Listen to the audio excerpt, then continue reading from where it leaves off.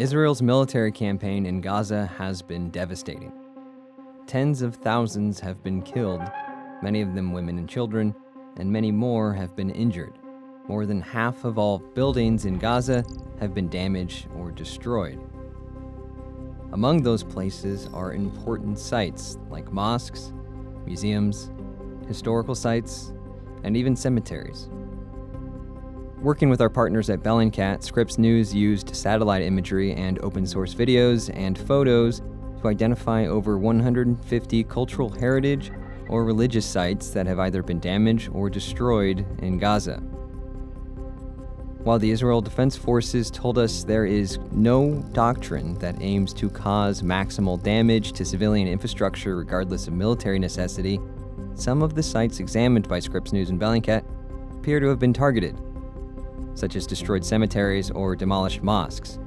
The widespread destruction has already drawn the attention of the United Nations, as the intentional targeting of cultural heritage sites would violate international law. It is also eroding the very foundation that connects Palestinians to their homes in Gaza.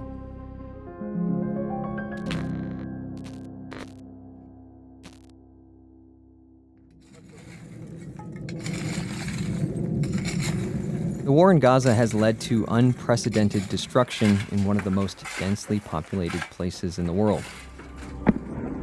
After 8 months of war, more than 35,000 Palestinians and 1,200 Israelis have been killed.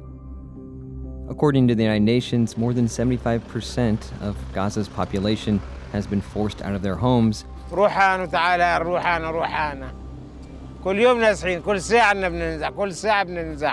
Some forced to move repeatedly.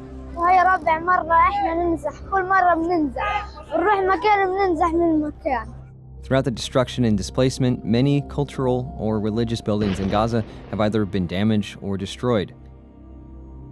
Some of these sites are ancient archaeological finds, dating back thousands of years. One of these archaeological sites lies on the coast, north of Gaza City. Excavations between 1995 and 2005 unearthed sites ranging from Iron Age ramparts to an ancient Greco-Roman wall. The site was already damaged in 2021 by airstrikes from Israel. Damage from the successive strikes is also seen here, very close to the mosque and residential area of the Al-Shati camp, making apparent the constant threat posed to Palestinian lives. Forensic Architecture, a research group based in the United Kingdom, analyzed damage to the site from airstrikes in 2022 and then again in 2023 after the ground invasion took place.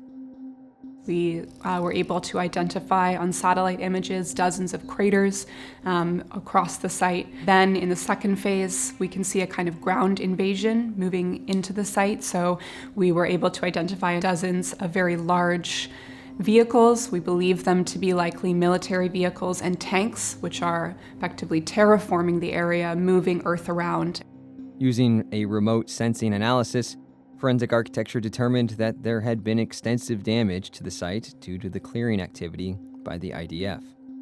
In this specific case, the darker shades of red indicate where there has been more movement in the terrain, so where there has been kind of an accumulation over the time. And it's interesting to see that most of this part where there's been an accumulation, it's of course related to the position of the tanks and the bulldozer, how they moved over the time. Additionally, stations built to pump seawater into Hamas tunnels underneath Gaza threatened the land over the long term. On top of being, again, further destruction to the archaeological remains here is something that environmentalists have cautioned will destroy Gaza's groundwater supply for generations to come. Archaeological hills, or tells, have also been damaged since the ground invasion. There are numerous tell sites throughout the Gaza Strip, but one in particular, Tel Ali Muntar, has been heavily damaged, as is visible in satellite imagery from Planet Labs. Throughout the last months of 2023 and going into 2024, we can see, after initial airstrikes on the Tel, the hill was eventually cleared by bulldozers. The understanding of a Tel site is that it's a site that is occupied continuously over many generations, over centuries. Archaeologist Luis Steele was at the site in the 90s.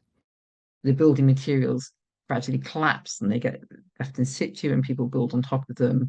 And so you just get this layer upon layer upon layer of occupation. It's not just military activity that endangers these sites, though. Something both forensic architecture and Professor Steele spoke of was something called land pressure. That land is at such a premium in the tightly packed space that is the Gaza Strip that even sites that may hold archaeological discoveries are built on top of. The old city of Gaza it's almost impossible to imagine how densely occupied that was. Muntar, there was this sense of a mound surrounded, right up to the edge of the mound, with buildings right up to the edge of it. Because it is under occupation, it's very densely built, there's very little space, you cannot expand, and so any bit of open space is often very quickly taken up in order to build housing for the people who live there or essential infrastructure to support those people. We can see all of these pressures coming together around this site, which are not only the pressures facing archaeology and heritage sites, but also the pressures facing the Palestinian people who live in Gaza. One site, Tel Es-Sakan, was already damaged due to construction projects years ago by the Hamas-run government. But there are more archaeological dig sites that have been damaged by Israel's war on Hamas, based on available satellite imagery. A Byzantine mosaic was discovered under an olive grove east of the city of Berej in 2022. We were able to geolocate the site and, by using satellite imagery from Maxar and Planet Labs, see that the area around the mosaic was heavily damaged earlier in this year. When asked about this site specifically, the IDF did not comment on whether it was aware of the status of the mosaic. After we reached out to the IDF for comment, the military conducted another operation in Berej.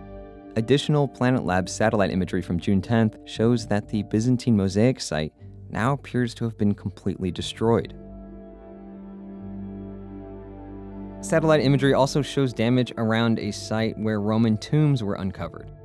While the site was initially spared any damage from IDF clearing activity, the temporary structures built for the dig site were eventually destroyed, as well as what appears to be part of the dig site.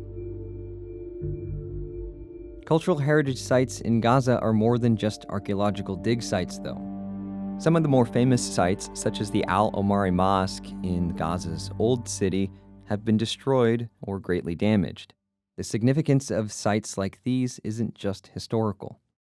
The destruction of heritage, of course, is impacting the life, especially, the heritage which is very, close to the daily life of the people.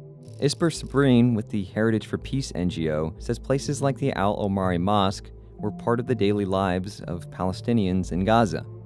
The destruction of the Omari Mosque in Gaza is also the destruction of the life of the people. The destruction of most of these sites is visible in satellite imagery. It's particularly evident in Gaza's Old City in early December, when Israel's military can be seen making its way through the streets.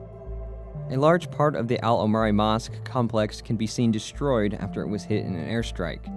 Then, days later, IDF vehicles are seen entering the area of the Basha Palace, a building that dates back to the 13th century and serves as a museum. Sabrine and his group Heritage for Peace have been documenting damage or destruction of cultural heritage sites in Gaza. In November, the group released a report documenting damage to multiple sites throughout the Strip. When the war will be over, and hopefully the day after, what it need to be done, make a complete evaluation of damage and they create a damage assessment of the destroyed sites. More than half of the sites examined by Scripps News and Bellingcat were what would be considered religious sites. In all, we found 100 mosques that were either damaged or destroyed. 10 of those were captured on video, either showing controlled demolitions or airstrikes. At least 43 of them were the only damaged structure within a 50 to 100 meter radius as well.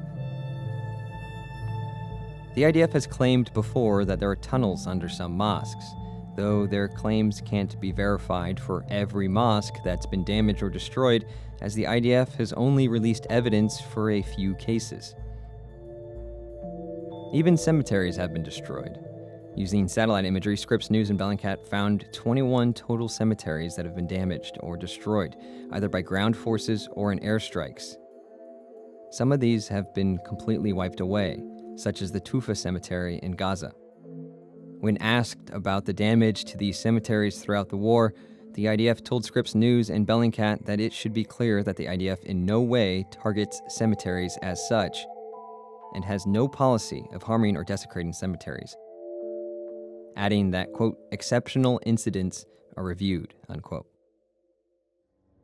The widespread destruction of these kinds of sites has brought into question whether Israel is violating international law. The Hague Convention explicitly states that cultural property is protected during armed conflicts. The destruction of these kinds of sites was used as part of South Africa's case against Israel at the International Criminal Court. South Africa had hoped, when we last appeared before this court, to halt this genocidal process, to preserve Palestine and its people. Very early on, since the Nakba 1948, it's not only a question of the land being occupied and us being expelled. There was a cultural erasure. Nizar Farsak is a lecturer at George Washington University and helped create the Museum of the Palestinian People in Washington, D.C. Farsak says the amount of destruction only makes preserving and showing Palestinian culture like the museum in D.C. does an even more important task.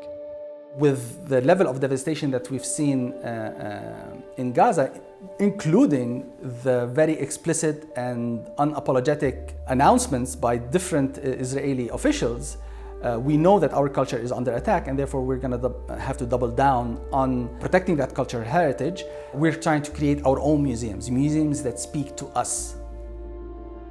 Much of Gaza will need to be rebuilt when the war is over. In May, the United Nations said that there was an estimated 37 million tons of debris in the enclave. That includes historical sites or places linked to Palestinian people's culture, something Farsak says will require creativity to rebuild. Taking into consideration our 75 history of what we suffered under the Israeli occupation, and how can you build a more sustainable, resilient cities and towns, one thing that's going for us is that, in fact, Palestinians have been famous for being exceptionally resilient. Before he helped open the museum in D.C., Farsak advised senior Palestinian leaders in their negotiations with Israel. Based off that experience, he says the future of Israeli-Palestinian relations is unclear. Ultimately, of course, there's going to be a ceasefire and there's going to be a political resolution. My worry is that the level of trauma and the level of injury that the Palestinians have sustained is going to make Israeli rapprochement a very, very long order. It saddens me. I mean, I'm 50, and I have to say this is the worst it's been. Right now, there is no plan for the day after in Gaza. Israel's military operations in southern Gaza and Rafah have forced almost 1 million people to flee hostilities and bombardment once again. As long as the conflict continues, conditions in Gaza will continue to get worse, and that includes the condition of irreplaceable historical and cultural heritage.